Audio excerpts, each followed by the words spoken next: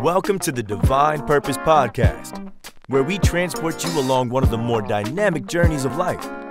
Have you ever been curious to know what it takes to become a successful leader?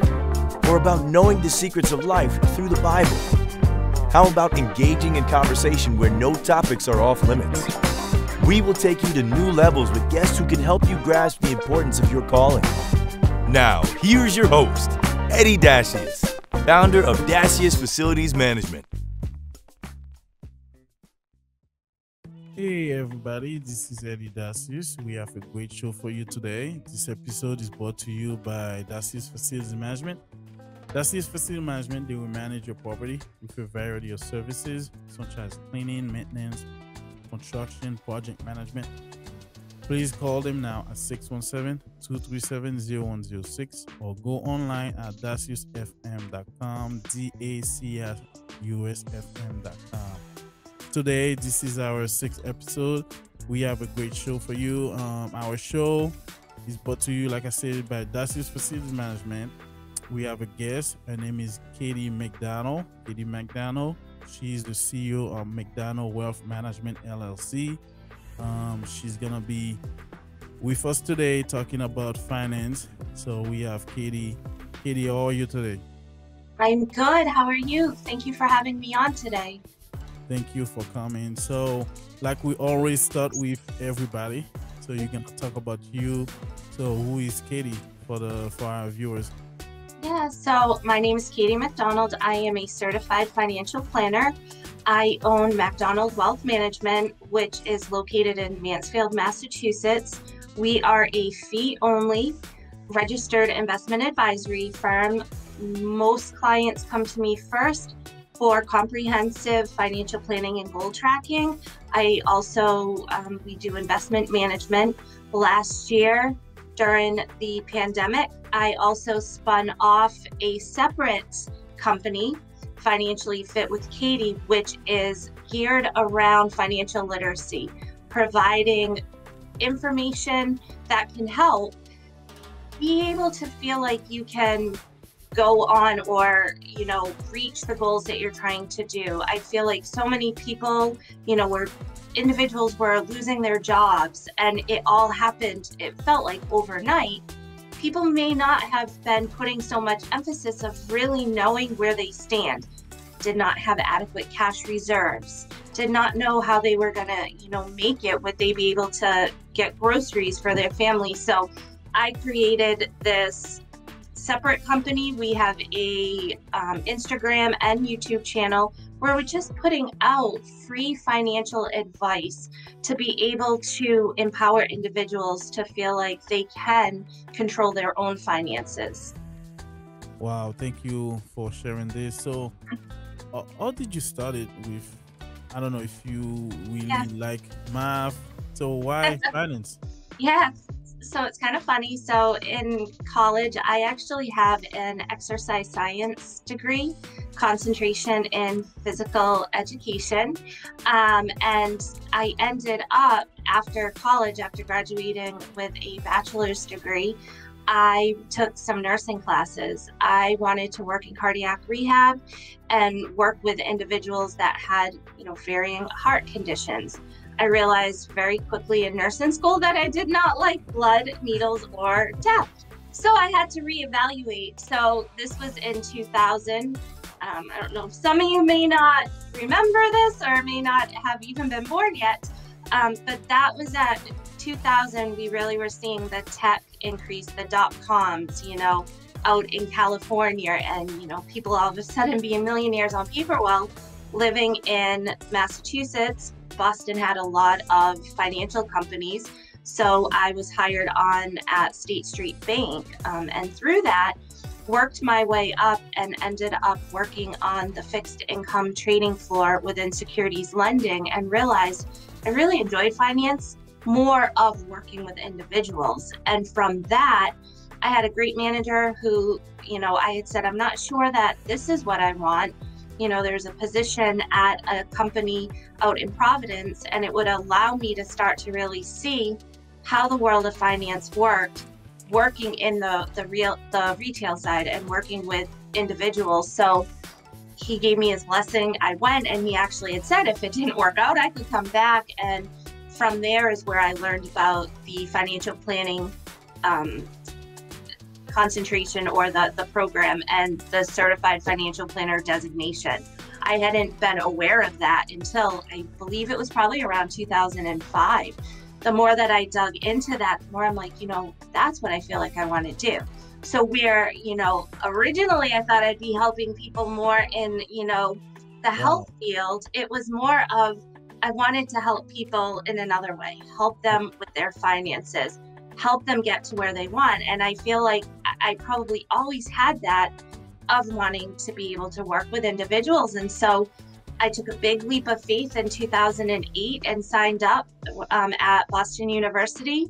I took their financial planning course. I was working at an investment management firm in downtown Boston. Wow. So I was getting kind of that mentoring and learning about things on the job. And then I would take classes at night, and then also became registered. I had my Series 7 at that time, my 65, and just really progressed on it. And then was able to get a position in 2011 where I was an associate advisor. And so again, I was able to see how things worked. I was setting up the financial plans for the advisors, sitting in on meetings, and then an opportunity, I was contacted in 2014 by a firm, and they had asked me, would I like to come on as an independent advisor? So basically step in and start creating my own business. And at that point, it hadn't really been something I had thought about. I assumed I'd maybe be in that associate role throughout my career, but there was something in me that was like, just do it. This is an opportunity. And if you don't make it, I had the designations to fall back on. Okay. So I just jumped in and in 2014 started building my own business, and here we are today. I now have an office, and it's been a crazy wild ride with a lot of ups and downs, but that's amazing. I wouldn't do it any different. No, that's amazing to hear. And I like what you said. You started in nursing, and now you in finance. But you mentioned that, okay, you studied in nursing, but what was the tipping point where you said, no, nursing is not for you? I don't know if you can touch on that, so our listener can understand what the process looked like. Yeah, so I was working at that time. I was working at a medical office, a cardiology practice, and I was doing, I would be kind of the intake. I'd meet with the patients when they came in. I would draw their vitals, check their medications. If they needed refills, I would, get the scripts ready for the doctors to sign off. And I would do some of the testing and get those ready for the doctors to read it. And in that, I found that I really enjoyed meeting with the patients. And so I started to, form relationships pretty quickly with some of the patients that would come in, because if they were having issues at that time, this practice did everything. They would set up if, someone had to wear a Holter monitor, or if they were doing any type of cardiac rehab. So we would often see the people in pretty frequently. And so it was probably maybe 3 or 4 months in, one of the patients had passed away. And I didn't really know them that well, but I had a tough time with that. But then also, again, taking the classes at night, I realized, like, when the instructor would talk about certain things, like, I don't know, it's like I didn't have the stomach to handle it. So I just, at that point, made a decision of like, okay, is this really what you want to do? Wow. You're in your beginning part, because obviously there's costs associated with it. And at that point, I was like, okay, and I was great to have a great family, because I remember talking to my mom about it. She's like, well, you're going to have to kind of decide what you want to do. Like, you just graduated with this with the hopes of, that's the way that you were going to go. So I was able, I moved back home and just started to meet with different headhunters. And then that's when State Street was having at that point, I feel like they had open houses all the time where you could walk in with your resume, meet with someone, and I was accepted into a training program where I actually trained for a month. And then once you went through that, that's when then managers could say, okay, you know what, they're good at this. Let's bring them into my department. So I didn't even know at that point, was finance what I, is that what I was going to want to do? I didn't really know. So yeah, I think you have to go with your gut instinct too. There was something that I knew that probably wasn't going to be, long-term what I was going to do, because unless getting the nursing degree, what I ultimately wanted to do, I wouldn't have been able to do it because I wouldn't have had that background. And at that point, I could have gone back and picked up a few. I probably needed a few more courses where I could have maybe become a physical education teacher. Yep. But again, I didn't feel like that was my passion of what I wanted to do. So it was all about just kind of going back to the drawing board and getting into it. I can still remember when I first learned about a certified financial planner and what they did. And there was something that it just really stuck with me. And at that point back then, Susie Orman was big on the scope, and she was coming out with multiple books. So I went and saw her do a lecture at Boston University, because at that point I was taking, State Street allowed you to take courses through one of their programs. So I would jump on it. And so I think that's another thing. I believe in education and I believe in learning, and I would just start taking some of these classes, and there was just a pull that, this is kind of what I want to do. But at that point, it was never in my mind, like looking at where I am now, that wasn't the intentions. It's just kind of progressed that way. So. No, that's really exciting to hear, and I think our viewers will learn from what you said. But my thing is, in what I like to go in the process, where how did you feel when you started to be in the finance industry when you first started? How was your confidence? Did you have a mentor who kind of guide you there? Yeah. Kind of feel confident and then embrace the role. Yep. So, the first finance job that I had, I won't lie, I was working in an international settlements area.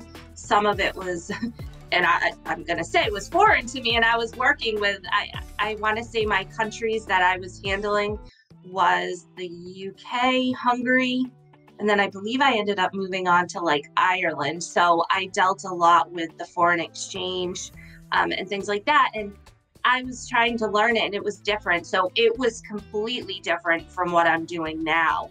And then I worked there for so long, and then I moved into private client side, and I was working on the pension side. So I was working with some of the larger pension institutes that were custodied with State Street, and I started to learn more, but still it was more on the institutional side. So it wasn't until I transitioned over into the position in Providence, and then probably during the schooling when I started at Boston University, is when I really started to feel like, wow, this is what, it's so intriguing. And being able to, I work with so many different clients. Everyone has different goals.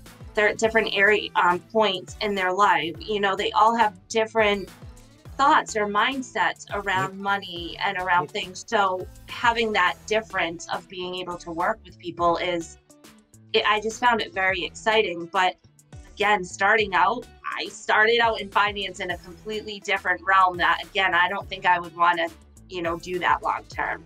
But it was a good stepping point. So let's go into failure. I know working in finance, there'll probably be some failure. So can you talk about a couple failures you encounter in your career? Yeah, throughout, like I said, it hasn't been an easy slope doing this, creating a new business or deciding to go as an independent advisor, trying to come up, because now all of a sudden you're a financial advisor, certified financial planner, but you also now wear the business hat, and now you're also the CEO, and you're doing certain things. So there's been many, things throughout where, okay, how should I advertise my services? What should I do? And some things work and some things don't. And I think what has gotten me along has been, early on, individuals telling me, if you're going to do this, you need to have, thick skin. Don't take things personally, and be able to roll off the punches. So, being able, if you're knocked down, being able to get back up and move forward. So where even over the last, since 2014, when I went independent, some things worked, some things didn't. Looking back, I wish that, some changes I probably made sooner than later. But the one thing now, having my own practice that I love is, when individuals are referred in, I don't necessarily, I like when clients come in off referrals, because I have a sense I know who they are. Yep. And being able, I spend time to get to know them and make sure that there's going to be a good foundation of a relationship there. And if there's not, then from the start saying, you know what, I don't know that we'll necessarily be a good match. Maybe you should reach out to X, Y, and Z. And in the beginning, you take on everybody because you feel like you have to. And here's the thing, everyone has different personalities, and we're not meant to work with everybody. And so I think being able to adjust that now and being at a place of really wanting to get that relationship, because like I'll tell clients early on, we have to trust each other, because I can only do so good as what I'm given from clients. And at the end of the day, my goal is I want to help clients reach the goals that they are. So I'm working for the clients. And so I wish that early on I had recognized that, or, but also when you're starting off, you're just starting off, you need to bring people on. So. No, definitely. And my other question is, so I know you started your business, but what did you learn from your previous experience and then you implemented in your business? Can you share a couple of things? Mm-hmm. So I've been very lucky that I've worked at a number of different practices under different advisors who all had different approaches. So I've been able to, shadow and really learn from some of the best and take, bits and pieces from some of their, how they did things, but put a spin on my own and be able to create it in a way of, okay, this is how I want my practice to run. This is, how I want to be able to service clients the way that I do. But I feel like had I not been working in those associate roles, or I started off as a relationship planner / para planner, where I really, was the person that handled, all of the day-to-day of the advisors. I feel like if I hadn't had that experience, I may not be who I am today. And so I will stress that often, in talking with, advisors who are just starting out, or maybe individuals that are thinking that they want to become a financial advisor and go for the certified financial planner, really stressing them to maybe start off in those roles, to really learn and be able to dive in and do some of that background work before actually stepping in to do it on your own, because I feel like there's just so much that you can absorb, and then you put your own spin on it, because everybody works in a different manner. Yep, different manner. So any quick advice you can share with anybody who have some interest in starting their own financial management company or business? Read, educate yourself, take courses, the more that you can educate yourself on that, and then look for opportunities, whether it be an internship or, starting off again in one of these more associate type positions, and really set yourself up and be willing to be flexible. I think often people, and I see it different too in different generations. okay, this is what I want to do. And they think stepping forward, like, all right, I'm going to all of a sudden become the top advisor, bring in X, Y, and Z dollars. And it doesn't work that way. And then they just quit. And so I think you have to plan. You've got to take those baby steps. You have to be flexible and know that sometimes you're going to need to make adjustments. Don't beat yourself up, and educate. I can't say, more about just really being able to educate. I have taken, time off from work, usually in December timeframe, where I'll block myself out of work. And so people might think, okay, she's on vacation, but it's usually not. I'll read some of the new books that are out there. I go through some of the new techniques. Okay, what are certain things or patterns that I'm seeing within my clients? How can I come up with, new ways to help clients? Because it's, it's hard on that. And so, and another thing is setting up your own goals, because if you're trying to become your own, boss or create your own company, you don't have then someone who's on you. So you have to be very disciplined, schedule things into your, into the schedule that's going to keep you aligned. So I think really setting up and projecting out, what you expect, or this is what I'm hoping over the next month or over the next week, to really kind of keep yourself in line, because it's hard. It's very easy to just say, oh my gosh, this isn't working, getting down on yourself. And all of a sudden, before you know it, everything just folds. Because I think people, patience isn't easy. No. And in this career, if this is the path you're going, you need to have some patience and you need to wait it out. And then also align yourself, find some networking groups, find some other individuals that are either in the same space as you, or, are in other fields that are also building, because it can be very lonely building this up, and you're putting a lot of time and effort. And so your outside world for a little bit might seem like it goes away.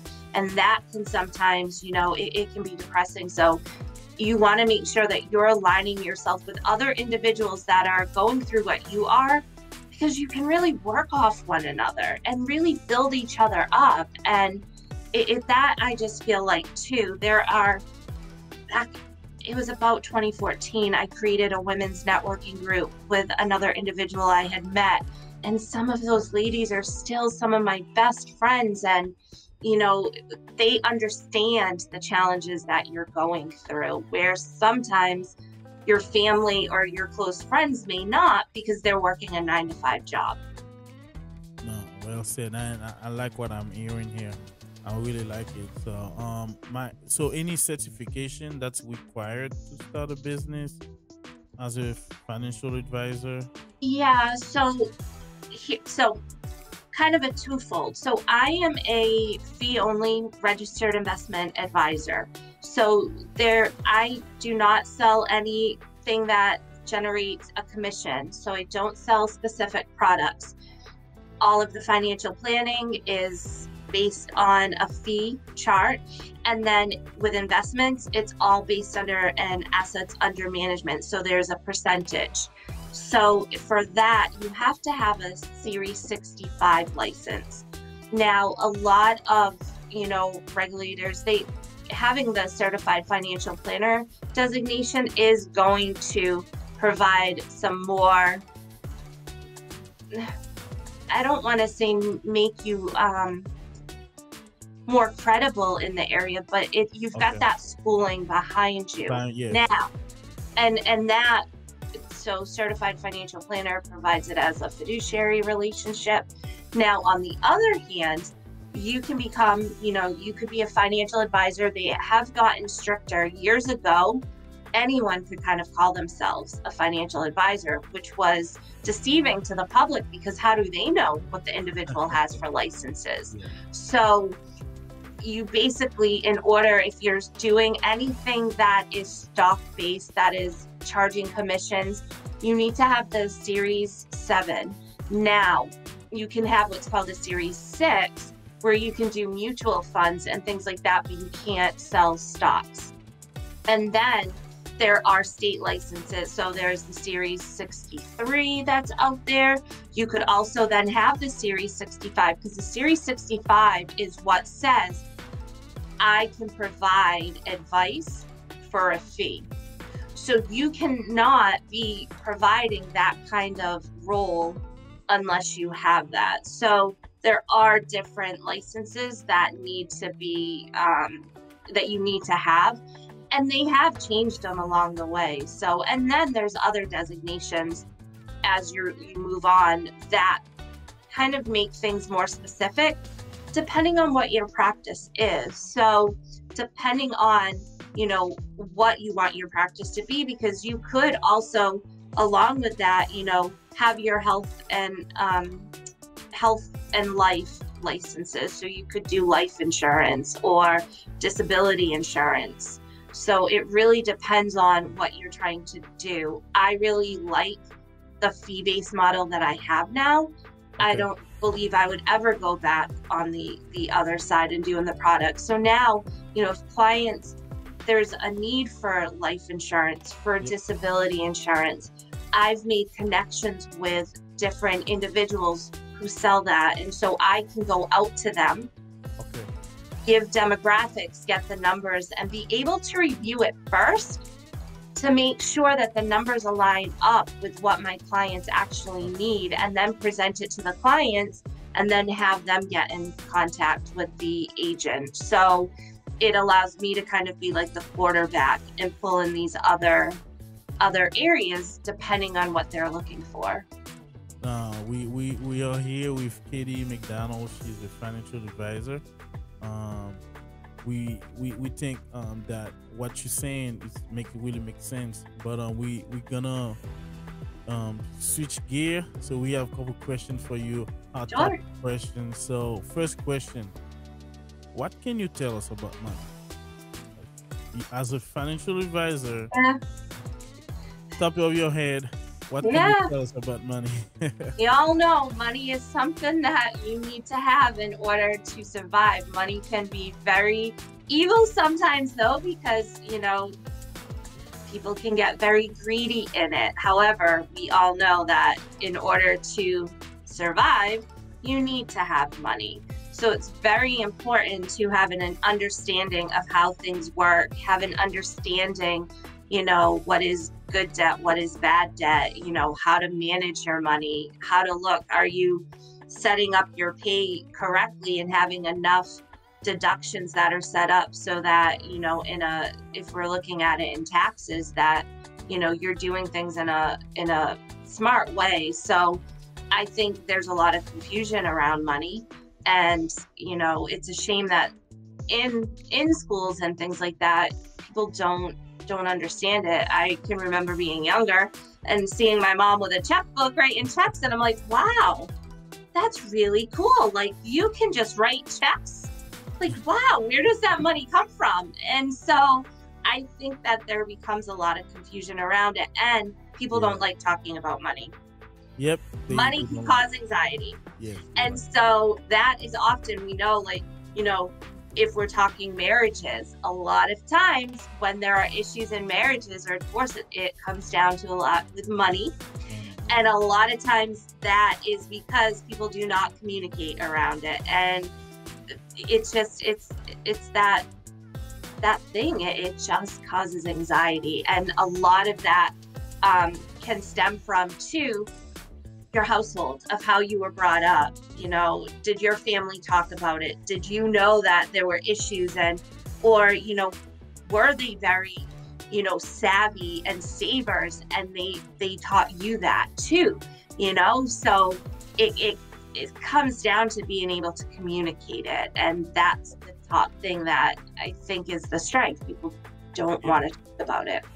But do you have in mind what age, if it would be appropriate to talk money in a household with kids or children? Yeah, I mean, you could start at once the child is at an age where, okay, now they're starting to do maybe some chores, you know, so, I don't know, maybe around 6-7 years old, and you're like, okay, here's your money, and, you know, have them set it aside. And if they want things, have them know, okay, well, we're going to have you with the money that you have, you're going to have to, we're going to take you to the store and you can kind of see how it works, or taking them at some point to the grocery store and knowing that certain things cost money, so that the child doesn't just believe that, oh, I want that, I can get it. One thing that my brother and his girlfriend are doing with their son is he's a blessed child, and we all just love him. And I feel like, and I know I can be bad on wanting to give him everything, but he wants a trampoline. Okay. And normally they would probably be like, all right, like we'll get it for him for one of the holidays. But no, because they were starting to recognize like he has a lot of stuff and he needs to learn to appreciate, and they will, when there's certain things that he wants, with the money he gets for holidays, taking him to the store so he can realize, okay, I have this amount, what will it get me? And then having, they have this chart, I want my trampoline, and everything, like different chores builds up different things. And once he reaches that certain number, he knows that he can get it. And so it builds in of teaching them that, you've got to work for certain things. Everything isn't all handed out. And you know what? There is a value associated with the certain items that you want. So there are books out there that start, when children are little, of teaching them, just what is the value of money? Because that's where it comes down to. Understanding that there's a value associated with it and that it only will go so far. No, and on that point, so what is the best way to save money then?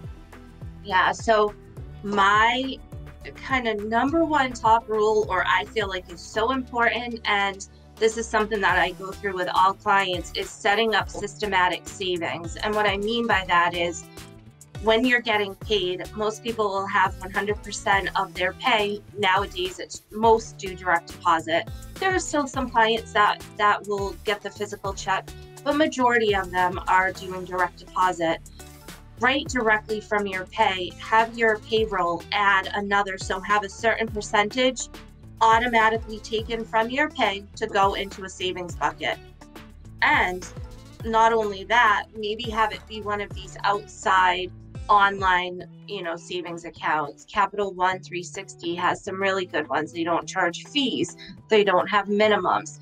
It's out of sight, out of mind.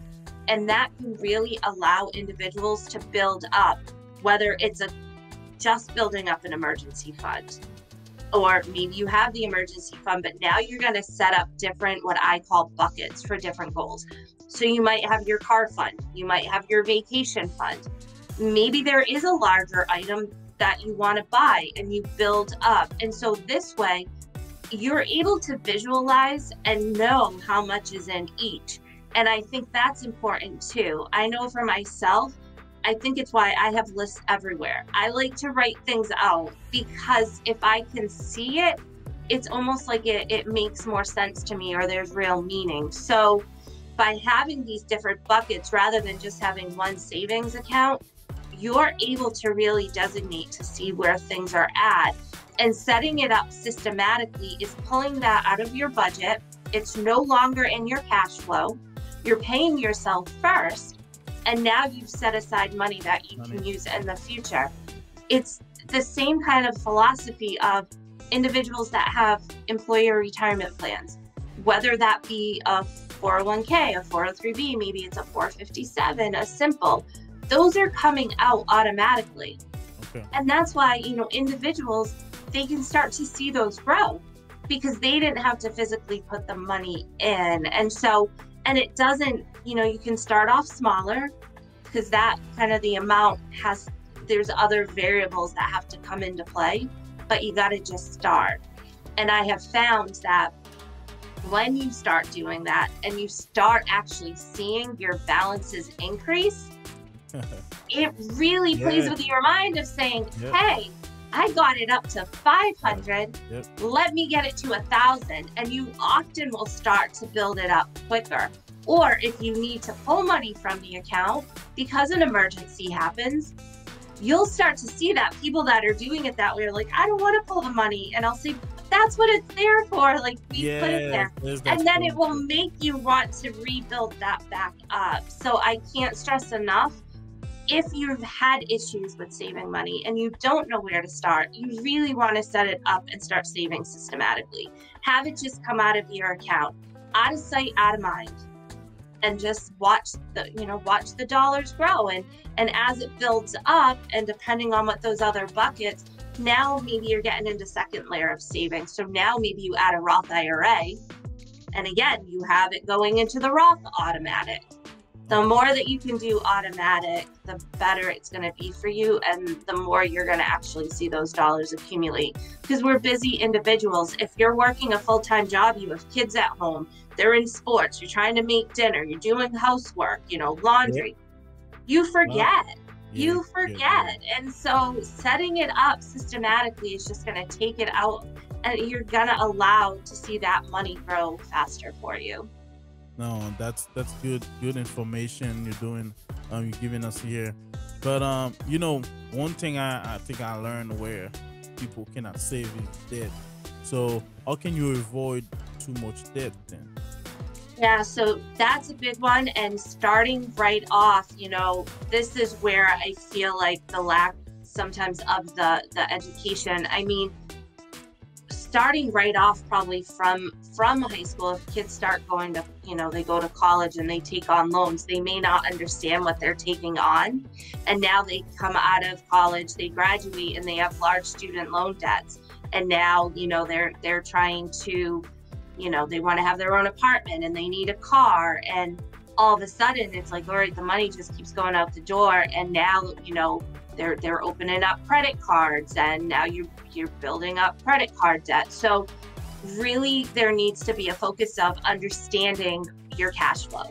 Okay. And what I mean by that is understanding what's coming in and what's going out, because often people just look at the number of, hey, I just got a job and I'm making $50,000 a year. Okay, well, what does that really look like in terms of after you pay taxes, maybe your retirement plan, and now you put in your savings? So you really want to be taking a look at what's actually coming in, what your net amount is, and you want to, calculate that over a year, come up with what that monthly amount looks like. And now you need to start backing in what are your other expenses, and you need to make sure that you're staying in line within that. So really learning to live within your means. We live in a society where, people will, they want flashy cars or big houses, or they want to have every toy known to earth, and that keeping up with the Joneses effect. Okay, there's nothing wrong with that if that fits in your budget, but a lot of times, sometimes it doesn't, and people take on too much consumer debt than they can handle, and that's where people get into problems. And so I recommend, I love the 50-30-20 budget. That allows you, it's all based on your after-tax income that comes in, and it breaks out so you can see, okay, this is how much I should have for my fixed expenses. This is how much I have for my lifestyle expenses. So discretionary spending, however you say, but that's, spending it on whatever you kind of want, as long as you stay within that. And then this is the amount that goes towards my debts and my savings. And so really analyzing those numbers. Now, sometimes those 50-30-20, the percentages may have to change a little bit, but the end goal is to make sure that it equals that 100%, because now you're living within your means. And if people did this more and really charted those numbers before signing a lease for an apartment, buying a home, and not knowing if it fits in their price, because again, it's not just the mortgage payment, that if you're worried about, what are those utilities going to look like?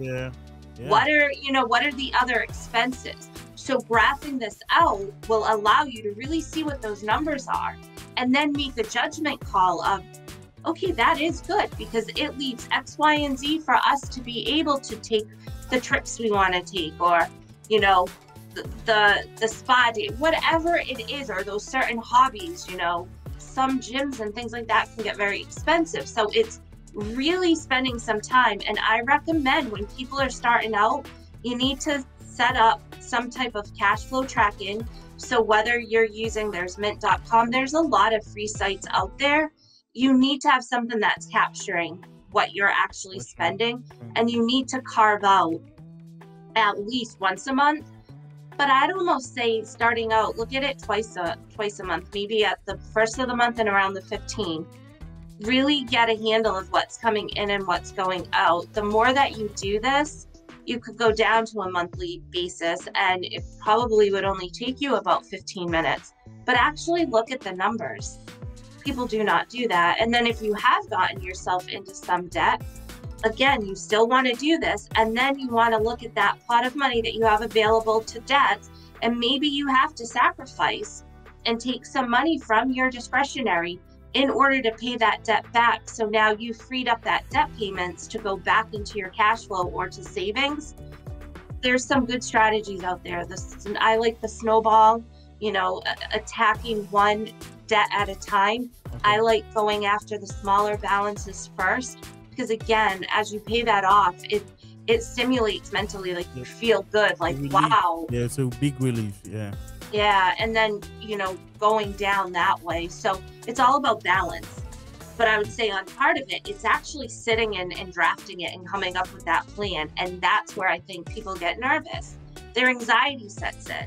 They feel like, well, if I just don't look at it, maybe it will go away. But it doesn't. It just increases. So it's really starting off. And that's where I feel like if there were things within high schools where students actually understood what they're signing up for, if they're going to be responsible for loans, because some of these student loan payments can be so high when they come up, it's almost like kids are set up at the beginning to almost fail. Yeah. Okay. And there's other pressures in society of, hey, I want to be going out all the time, or I want to be doing this. And they need to understand what it means, how to manage their cash flow, how to budget. And if they're doing that, they're, it's still, you can still be having a good time. And again, then it lines up with, what are incomes that are coming in and things like that. And I would like to touch on what you just said about students when they go into college, they are set up for failure. So what are the questions parents can be asking before they take that loan or before they engage in that college? I think there has to be discussions around what is the child going to school for, what is the cost, how much can they afford for payments, looking at some of these loans, because there's subsidized and there's unsubsidized, and more I'm seeing more loans that are being taken out on the unsubsidized area. And what the difference is, which a lot of people don't know, the subsidized loans are the ones where the interest is not going to accrue until after graduation. Until then, you're not being charged anything. Yeah. The unsubsidized, they start accruing interest from the start of that loan. And the interest rates can be very high. And so an individual might think that they've taken on $5,000 in loans, and then they graduate, and now all of a sudden, that's up to $7,000, or, because, and depending, every semester, different ones are taken out. So I think having the conversations around that, and then, what are they thinking for careers and things like that.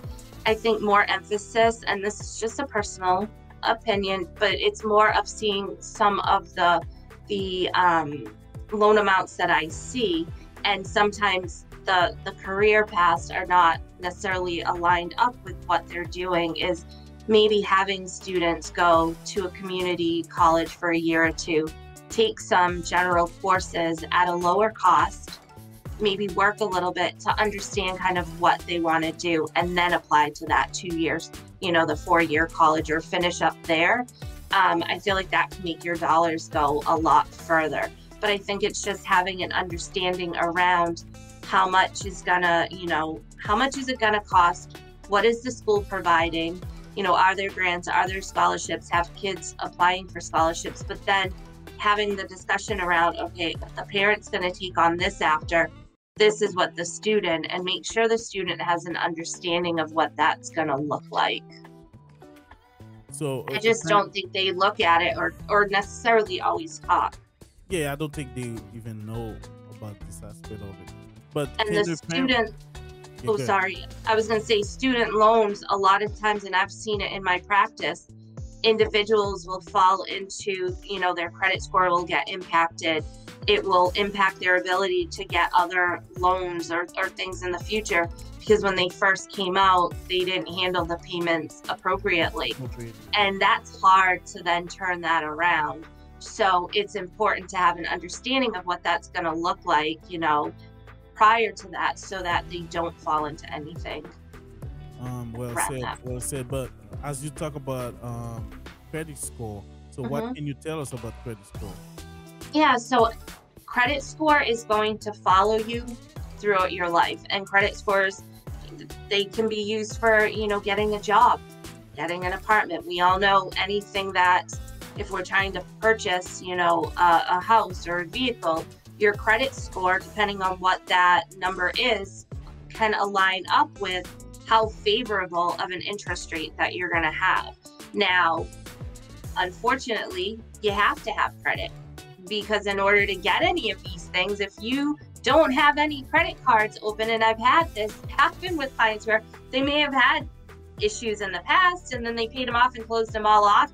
Now they go try to buy something, like, you're denied, you don't have any credit. So you have to have credit. And so I could go a big spiel on some of the way credit is set up that I feel like is not fair to individuals. Yeah. But it kind of is what it is. And so they are looking at, you know, how much available credit. So maybe you have 10,000 open, maybe it's within different credit cards. How much are you actually utilizing? They're looking at making your payments on time. They're taking a look at how long, like how much credit history do you have?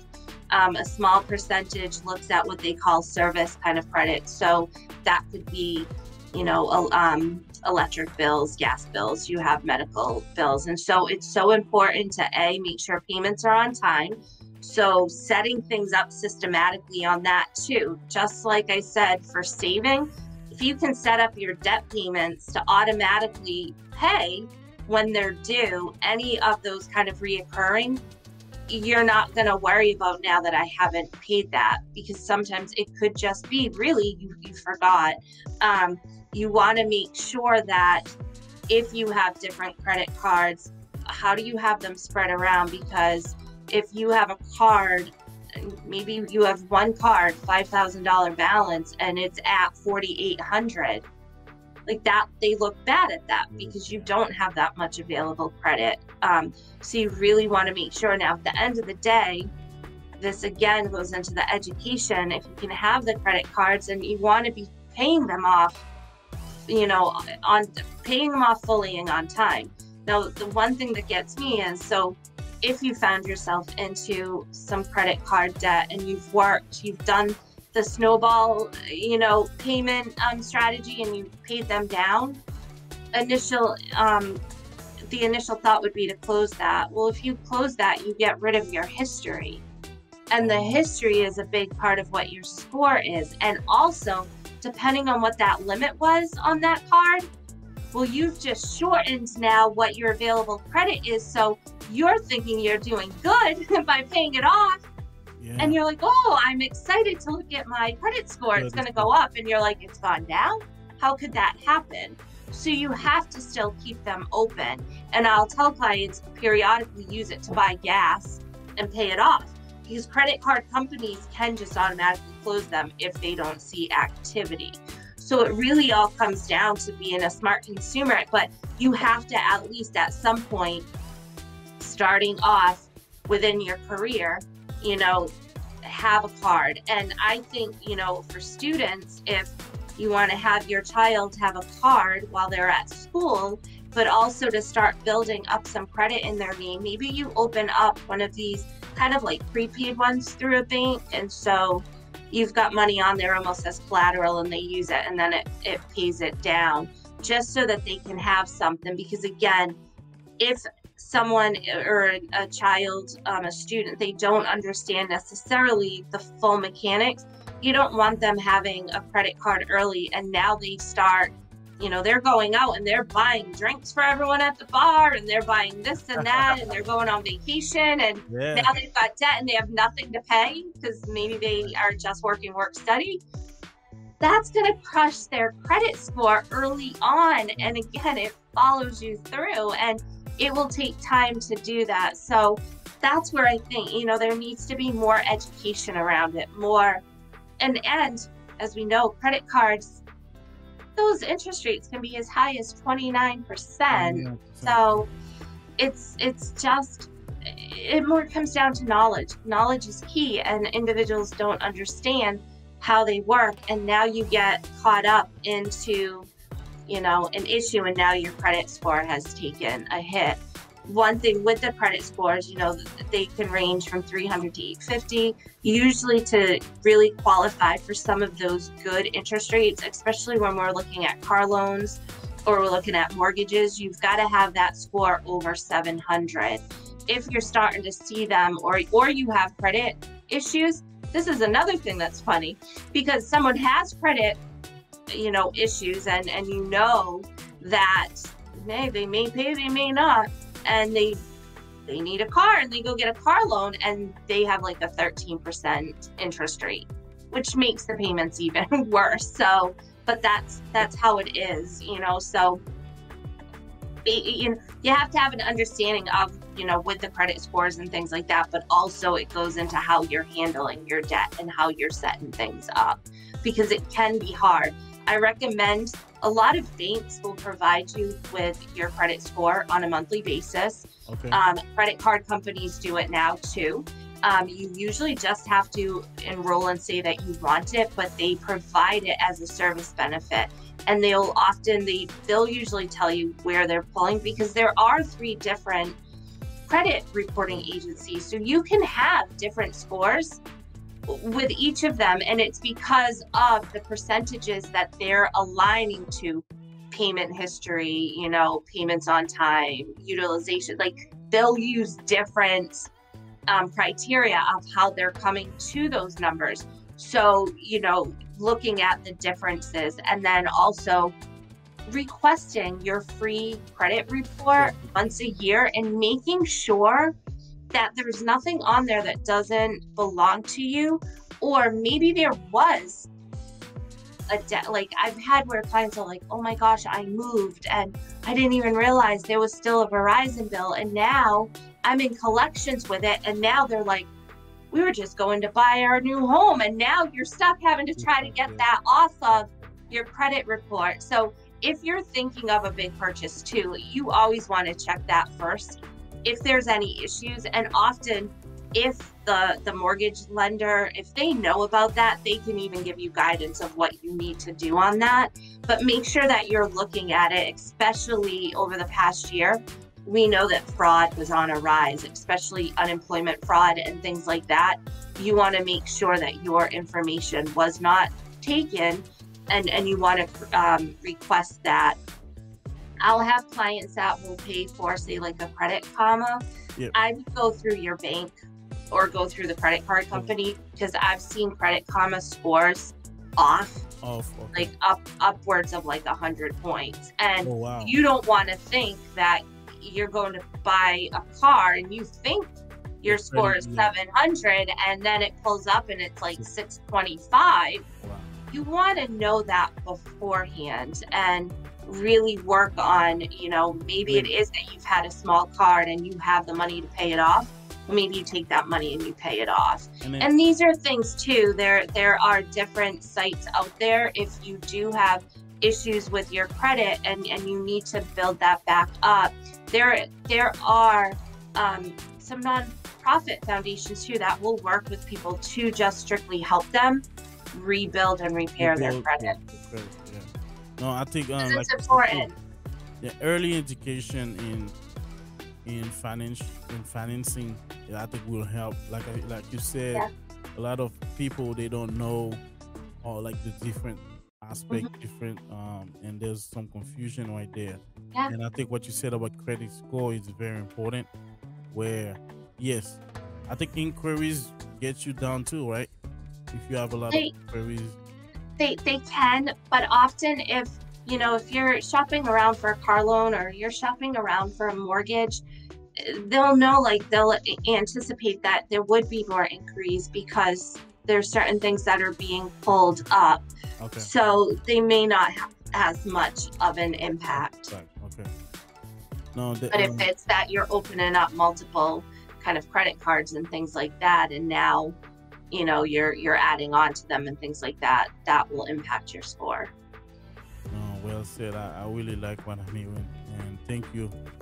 In this day and age, how can people maintain liquidity? Right now, I mean, more people are probably keeping some cash on the sidelines just because of what we've seen over the past year and a half with COVID, job loss and things like that. One thing, we're in a low interest rate environment, so having the cash on hand isn't necessarily going to earn a ton, but there are different online high yield money market accounts that can generate higher yields than what you're going to get maybe from your bank.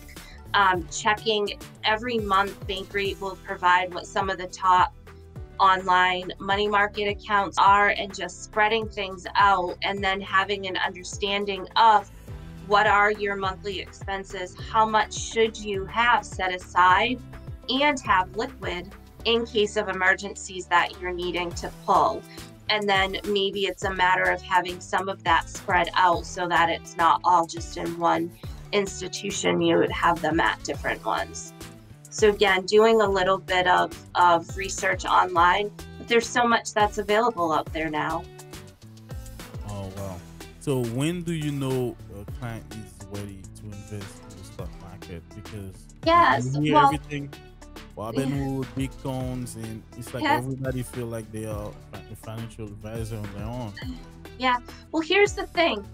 If you are working for a company and they offer you a 401k, you need to start that. Even if there's other debt, like even if it's 3%, you've got to start somewhere. And so that can start to give you kind of that segue into, okay, dollar cost averaging in the market. You've got mutual funds that you're buying. Now, the whole thing with the Robinhoods and the crypto, some of that, you have to look at some of that as almost gambling. And I don't get involved too much with that with clients right now just because of compliance purposes. But my biggest thing to clients will be, okay, well, let's look. What do you have for funds? How are you invested? And all right, this is your expenses. This is how much you have set up in emergency reserves. Do you maybe have a little bit that you can carve out that you could start investing in the market? But have an understanding of, I may lose all this money, and are you comfortable with it? Because some of the way of those stocks, we saw with Robinhood, people were going in and buying things and not necessarily understanding how the market works. And, they wake up and now things are already down, half. And they've lost out on that. And now they start seeing the values coming down. You have to, at a point, if that's how you're doing it, if you're trying to become a day trader and you're trying to work the market, in a way, you're gambling. And if you don't understand how it works, then you have to set yourself up and be comfortable with, if I lost that all, okay, well, that's okay, And if you can't say that, then you don't really have you shouldn't be doing that. But I look at that as different than having a client that, all right, we've got emergency reserve set up. We've got some other buckets. We want to set up a Roth, because the earlier that individuals can set up a Roth IRA, the better. And that's a great vehicle that a college student, they make some income over summer. I will often have clients' children, if they have unsubsidized loans, let's have them start making some interest payments, and let's have them open up a Roth IRA, even if it's $25 a month. And maybe we put that in index funds or exchange traded funds. and put that same amount in so that it's growing, because then we're looking at the long term. We're looking at long-term growth. If you're talking about, and there are individuals that can start getting into the stock market because they're knowledgeable about it. They know what they're doing. And it's just about being versed in it. But if you're getting into some of that crypto or jumping onto some of these, hey, I know someone that bought that stock and it tripled and I'm going to put everything into it. Well, you better know a lot about that and understand how to read charts of, you know, when things are high, because the problem too is individuals, they want to put in when a stock is up 50%, when really you should be looking to try to buy things that have taken a hit. What are some of these sectors that really got crushed during COVID, but have a good chance of rallying back up? People don't necessarily want to put into things that low. They're all chasing the things that have, that have risen without an understanding of knowing that one thing can come overnight, or maybe you have someone all of a sudden go on one of these social media platforms and make a comment or a statement that may not even be relevant. And now they wake up and it's just all, you know, it's dropped. And now what happens? People get completely nervous and they sell. When in a way, you gotta kind of be able to hold steady and wait for it to come back up if it's a good stock. If it's a good company that you know is gonna come back up, because the prices are going to move. And an important thing just in looking at a portfolio in whole is you want to look at your portfolio and make sure, okay, how am I positioned? How would I feel if it dropped 10 or 20%? More so than what would I feel if it rose 20%? People all want it to gain, but they can't. So you'll have someone that says, I'm aggressive, or why isn't my account making 20%? Because when the market was going down, you were very nervous and you wanted to be more conservative. You can't have it both ways. And so that is always a challenge of trying to figure out where should someone be comfortable. Because at the end of the day, if the market drops 20%, you have to hold. If you sell then, it's going to be that much harder to make it back up.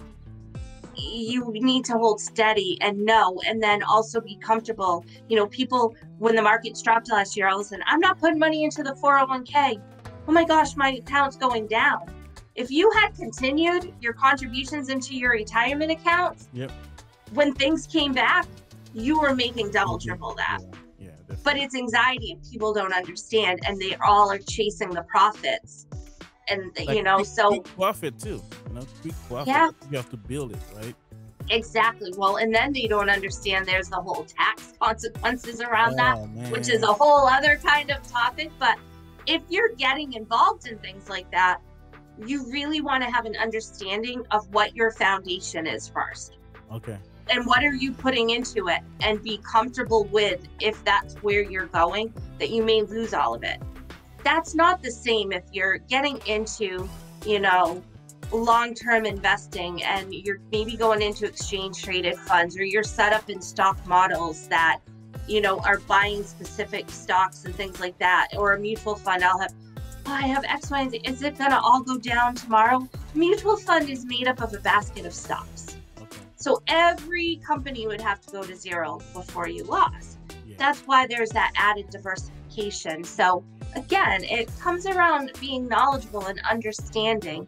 But I think, you know, the way of the Robinhood, it did bring in a lot of people that were looking at that of more of a gambling and, hey, I can make a quick buck, and then not understand how things work or how the markets move and things like that. Exciting information, and I like it. Thank you. But like I said, we are here with Katie MacDonald from MacDonald Wealth Management.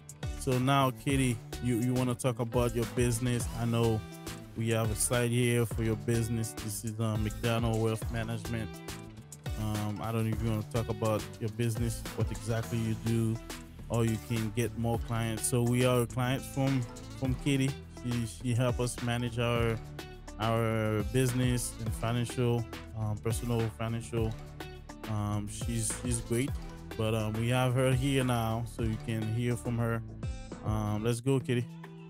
Yeah, so again, as I mentioned in the beginning, I am a certified financial planner, and I do comprehensive financial planning and goal tracking. So there are systems that I have set up where I analyze your information.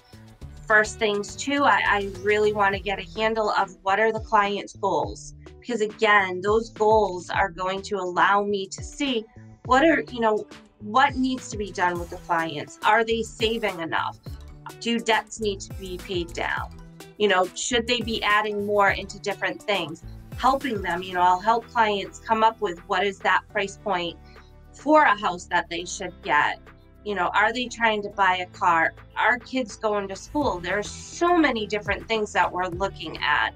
And so it really puts everything into a spot where individuals can then have an understanding of where they stand and where they're trying to get to, and then start to maybe prioritize, because they may not have all the resources to hit all of the goals that they're trying to do, but we're going to come up with a plan to reach them and look and run different, projections for retirement and things like that. I put a big emphasis on cash flow, understanding cash flow, tracking, understanding what's coming in and out, because at the end of the day, how do you really know what you need for retirement if you don't know how much you're spending?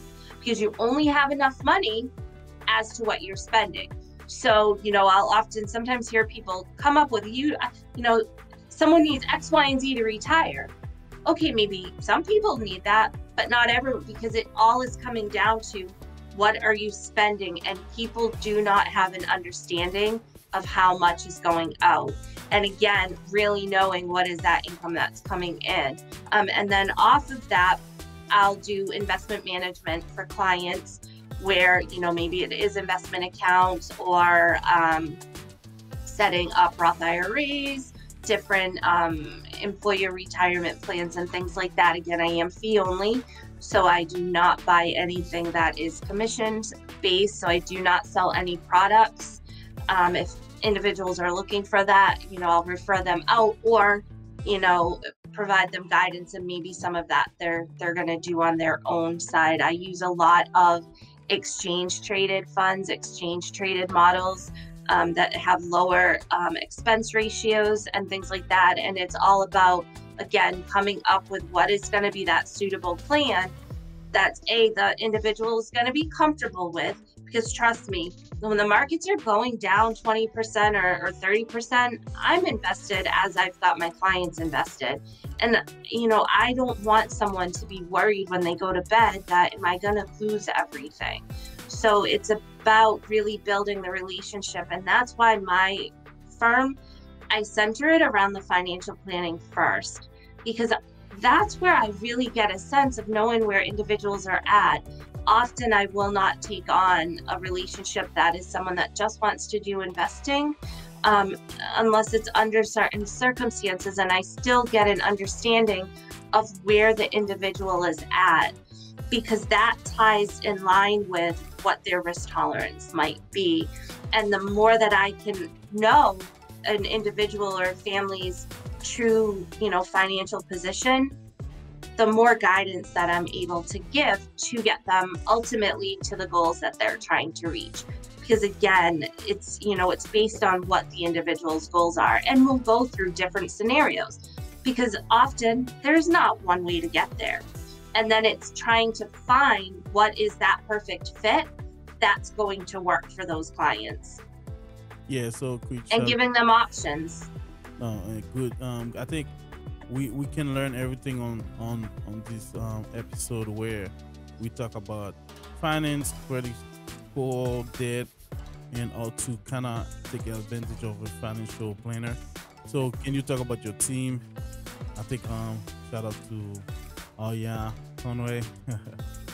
Yep. So Aria is in the office. Aria handles any of kind of the client relationship side of the business, along with the marketing.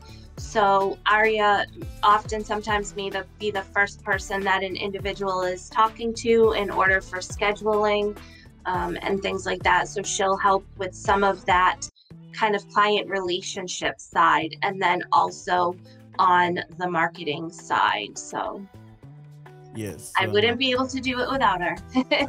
She does a lot behind the scenes. So yeah, definitely. So last word for Katie MacDonald. yeah, just, if you've been nervous about your finances, or have had anxiety or stress, especially over the last year, of wondering how are you going to manage things, how are you going to get forward, just start. If you're not comfortable reaching out to an advisor, start checking some of the free resources online. Start, read some books.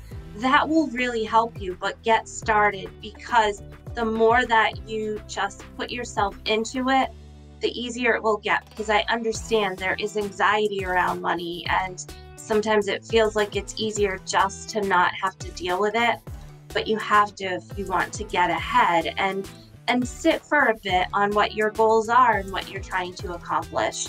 And I'll say too, if there's individuals watching this that maybe have been interested in becoming an advisor, or maybe you are an advisor yourself and you're a CFP and you're starting out and you're not sure where you're looking to go, absolutely reach out to me.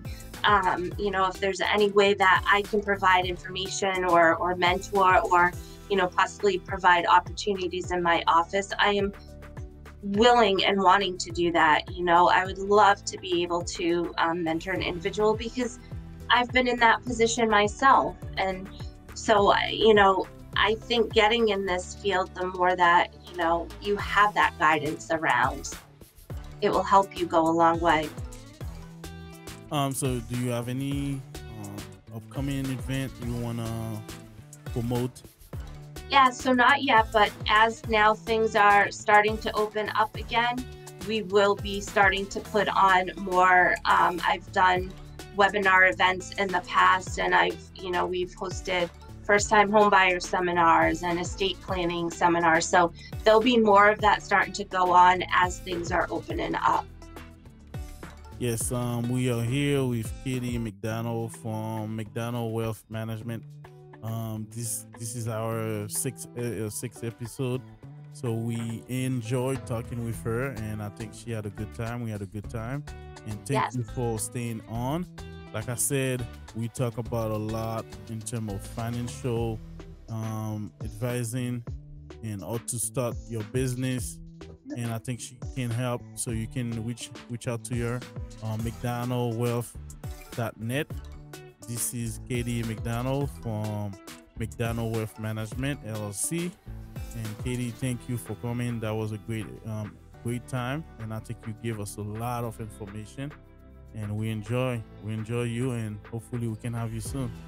Yes, thank you. And I would say follow us on Instagram, Financially Fit with Katie. You'll get tips that we put out there a few times a week. We're going to be having a Twitter. The Twitter page may be up too. Ari has been working on that, but that will provide all kinds of different, we have our Financial Friday tip, just little things to help you out. And then you can reach me directly through the website. So you can, if you're interested in a consultation, I do complimentary, so there is not a cost. There are half-an-hour calls that we do. You can reach me through the website, or you can email either Aria at MacDonaldWealth.net to schedule, or myself, Katie, at MacDonaldWealth.net. All right, thank you. This is the Divine Purpose Podcast. On our sixth episode, we had Katie MacDonald with us, talking about financial and talking about tips and credit score, debt, and she did a good job. So thank you for staying with us, and we'll see you soon. Subscribe and share this episode. Thank you.